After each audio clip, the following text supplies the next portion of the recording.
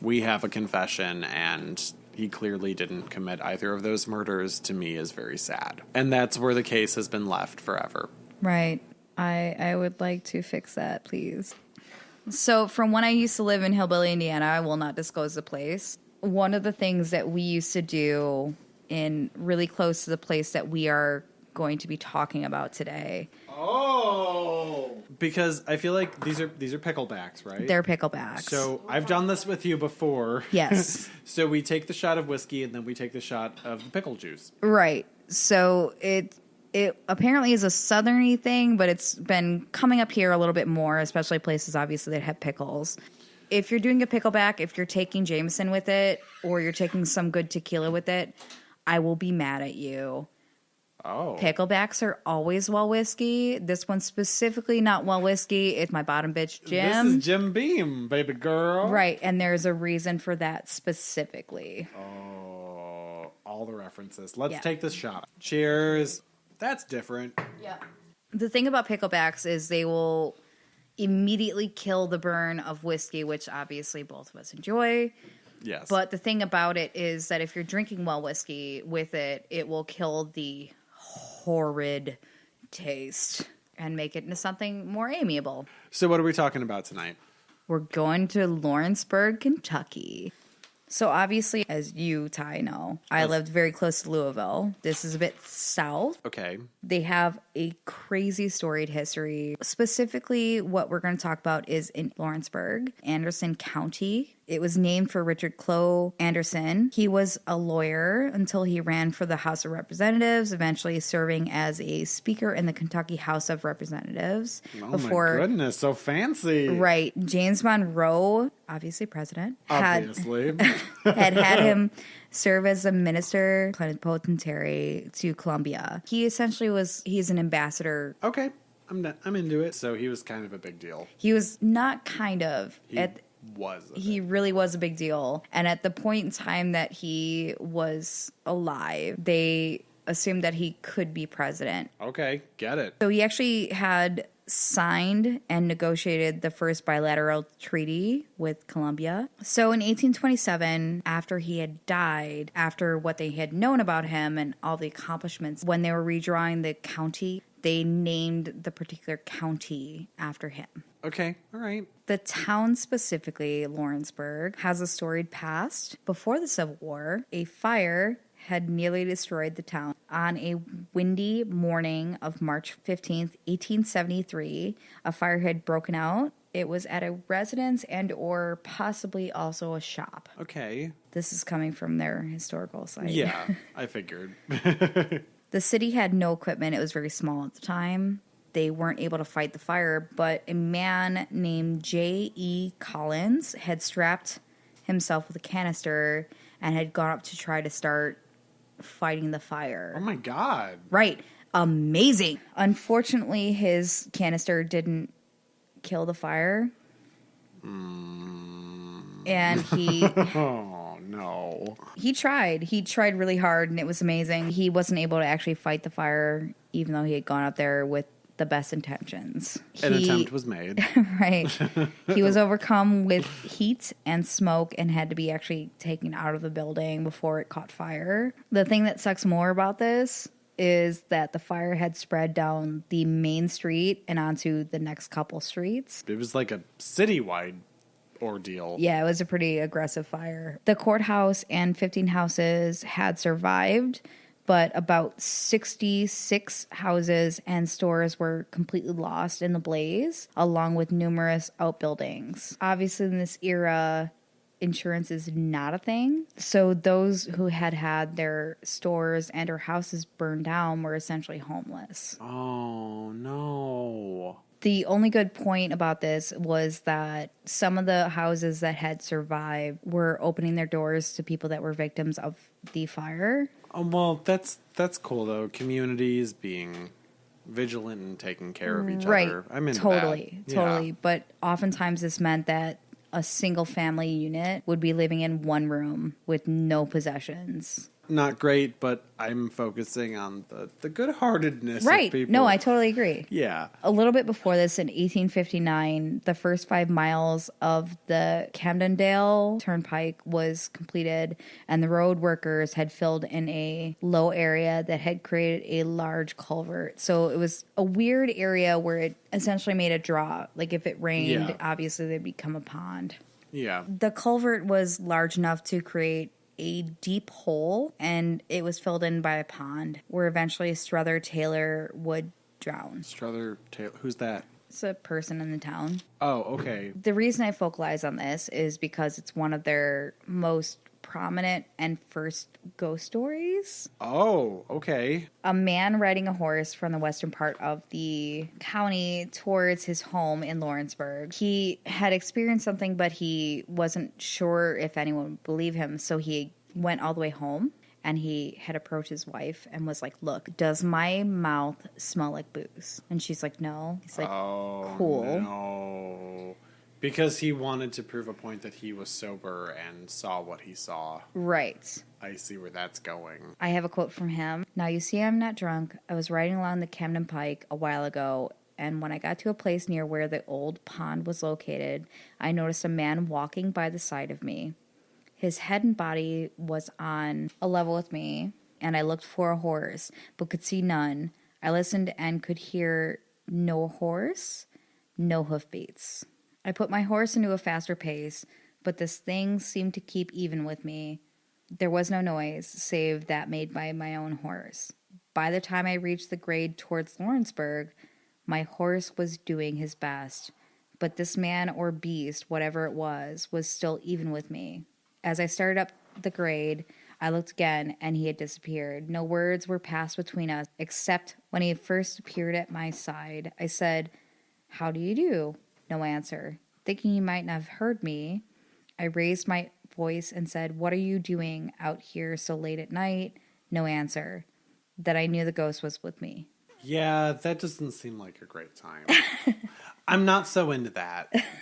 The reason I expanded it to the town of Lawrenceburg is because it was hard to find information on the thing that I had originally went into talk about. We're going to talk about the Anderson Hotel. The hotel was built in the 1930s. For whatever reason, up until the late 80s, it had a host of seedy visitors.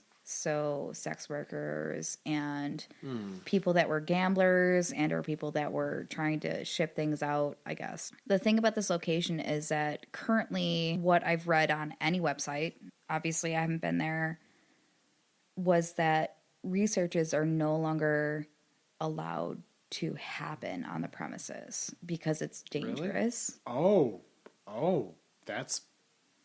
Is that kind of strange? In the last couple years, I've seen that in 2016, they started opening up, besides the ghost tour that obviously happens between August and October every single year. Aside from that, they only have like special functions there, but they don't really want people walking into there as researchers. Fair. Because it seems to be a little bit dangerous, and I'll go into that a little bit later. As of 2016, they run private tours, I guess, but I haven't seen any update because I looked on their Facebook, I've looked on their Yelp page, and what I've still heard is that they're still closed. But they were running, quote, raw fear, which apparently, once again, we talked about the fact that it was kind of like an escape room, or 6 people were doing challenges to, quote, survive in the hotel. Which I'm sure is great for all of the activity there. Right. Well, the activity is kind of strange and focalized. The reason I looked into this, once again, we talked about a TV show, was that a cameraman for one of the ghost shows, which you still haven't told me which one, had been bit twice, once on the side, once in the back. There was no one around him, and it has clear human teeth. No. In both bites. Oh, no. And it's not the only one. Really? Yeah, I have a picture for you. There was a mattress that was bloodstained from an alleged suicide. There are apparently about 3 that had happened in this hotel.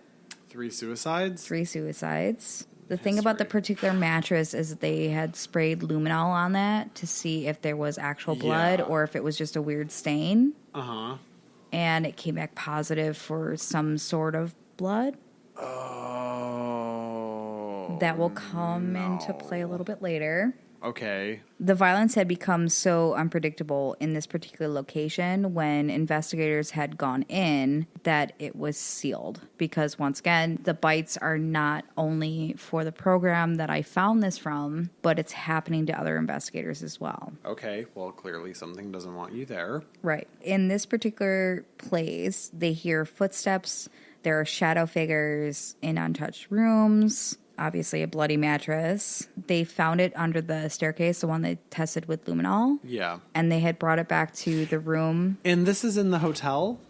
It's in the hotel, in the Anderson Hotel. These particular investigators from Week and Weird had dragged the mattress that had the bloodstains on it from under the staircase where they had found it back into the room where they had heard that a woman had committed suicide.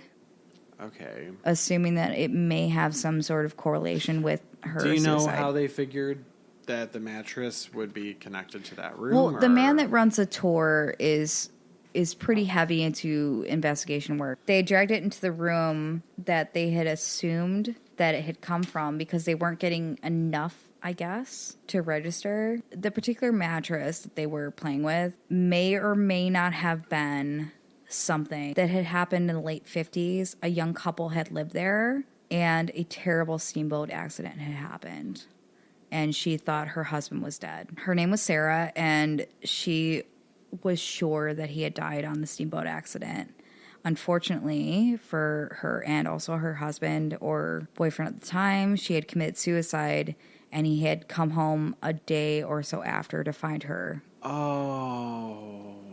And they think that's... My whole heart and soul. Right. And they think that's... Oh.